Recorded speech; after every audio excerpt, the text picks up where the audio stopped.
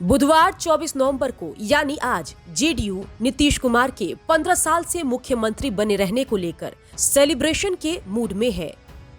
इसमें कोई दो राय नहीं कि नीतीश 15 साल से बिहार के मुख्यमंत्री हैं, लेकिन इन सब के बीच पिछले 15 सालों में नीतीश की चुनौतियां भी बड़ी है।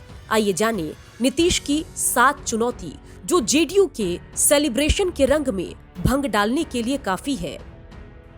नीतीश के लिए सबसे बड़ी चुनौती है पिछले 15-16 सालों के सत्ता विरोधी लहर से निपटना, नहीं तो ये लहर नीतीश को अगले विधानसभा चुनाव में निपटा भी सकती है।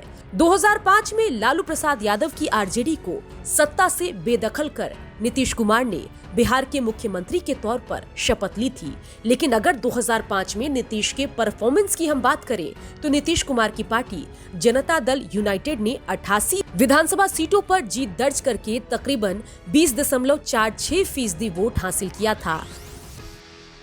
वहीं 2010 में 115 सीटों पर जीत दर्ज करके 22.58% वोट हासिल किया था।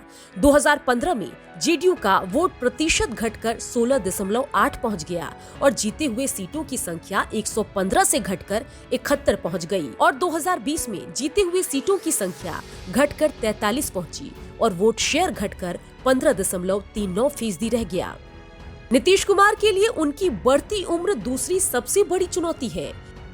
1 मार्च 1951 को जन्मे नीतीश कुमार फिलहाल 70 साल के हैं। अगले विधानसभा चुनाव यानी कि 2025 विधानसभा चुनाव में नीतीश कुमार 74 साल के हो जाएंगे। पिछले विधानसभा चुनाव में नीतीश कुमार अंतिम चुनाव होने का दावा कर चुके हैं, इसलिए नीतीश की बढ़ती उम्र सवाल खड़े कर रही है कि क्या नीतीश अगला चुनाव लड़ेंगे, क्योंकि बता दें कि तेजस्वी जैसे विरोधी नीतीश को बूढ़ा और थका हुआ बताकर लगातार हमलावर रहते हैं। इसलिए बढ़ती उम्र नीतीश के लिए बड़ी चुनौती है। साथ ही जेडीयू के पास नीतीश कुमार का कोई विकल्प भी नहीं है, इसलिए नीतीश का उत्तराधिकारी कौन होगा इसको लेकर भी संशय की स्थिति है। ऐसे में बढ़ती उम्र नीतीश के लिए सबसे बड़ी चुनौती बनी हुई है। 2015 के विधानसभा चुनाव में नीतीश की अगुवाई में तेजस्वी यादव ने राघोपुर विधानसभा सीट से पहली बार अपने पहले प्रयास में ही जीत दर्ज की थी। उसके बाद नीतीश की सरकार में तेजस्वी उप मुख्यमंत्री बने, लेकिन अब तेजस्वी की लोकप्रियता काफी बढ़ चुकी है। तेजस्वी जहां एक और विपक्ष के सर्वमान्य चेहरे हैं, वहीं दूसरी ओर नीतीश के विकल्प के तौर पर भी जनता लालू के छोटे लाल में भविष्य का मुख्यमंत्री भी देख रही है। ऐसे में नीतीश की सीएम वाली कुर्सी के लिए तेजस्वी बड़ा खतरा है।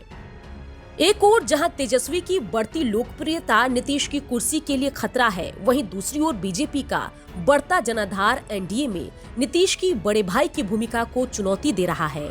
2005 से अगर हम देखें तो बीजेपी लगातार मजबूत हुई है और अगर ऐसे ही चलता रहा तो बीजेपी के लिए बिहार में नीतीश के साथ रहना जरूरी नहीं रहेगा। बेरोजगारी और पलायन रोकने में नीतीश कुमार 15-16 साल के शासनकाल के बाद भी नाकाम है। बड़ी संख्या में बिहार में पलायन जारी है।